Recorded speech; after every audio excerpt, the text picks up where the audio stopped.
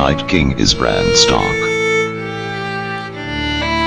All the men and women and children who died, all for Bran Stark to sit the throne. Was it not the ending we expected? Well, of course not. The funny part is once you watch it again with the end in mind, he was the one who had the sight, but he couldn't see that he was being used as a vessel for the three-eyed raven. Do you really think he just vanished in a poof of smoke? He showed Bran Alert and never told him anything, all to be the one to sit in the chair of his own throne. Already since he fell out the tower, he was sitting his throne. We are here to talk about Bran Stark and the ruse we saw on screen.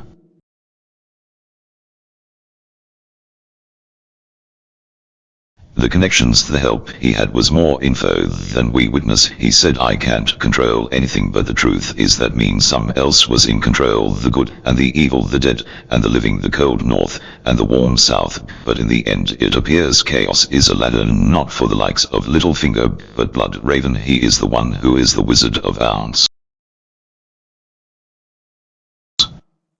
The problem is the story being told was that of the three-eyed raven. We were told that the magic could not allow them in. The mark is on you, but how do we know he wasn't sent there? The three-eyed raven said, leave me, and said the time has come. What time? The three-eyed raven's master plan.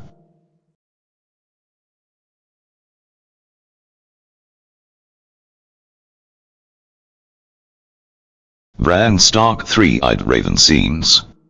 Bran Stark describes as three-eyed bird in dreams. Lord Brenden Rivers, famous sorcerers. Aegon the Unworthy. He served as master whisperer. He was sent to death for death of a backfire, and he served as night watch commander and disappeared, ranging beyond the wall, never seen again. 60 years before the Baratheons, Starks, Lannister or Tyrells came to power.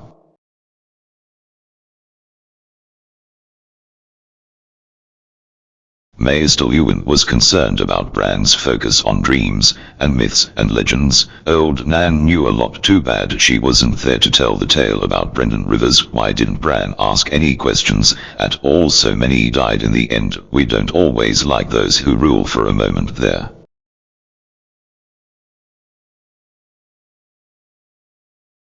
I didn't like Bran because of his ill treatment of his little brother, his companions, and also Hodor too. Once we see why he became Hodor, it is concerning that one boy was so special he picked him instead of Hodor Reed. He had to die before he made it to the cave, and the three-eyed raven said he knew what he was sacrificing, and he came anyway. Nevertheless, Mira didn't, and Osha left to protect his brother, who later died anyway at the hand of Ramsay Bolton. Why couldn't Bran use his green sight too?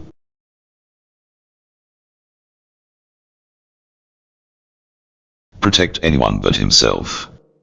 I leave you and ask that you take heed to what I will expose next. Maybe you heard it before, maybe you haven't, but could it be that the three-eyed raven was watching and urging into many people to change their fates, sending the likes of Hodor Reed, Mira Reed, Melisandre, and plenty more to move his goal even further into the end game? The Targaryens were the ones who murdered Blood Raven's line and sent him to the wall. Wouldn't he want revenge? There's so much we do not know.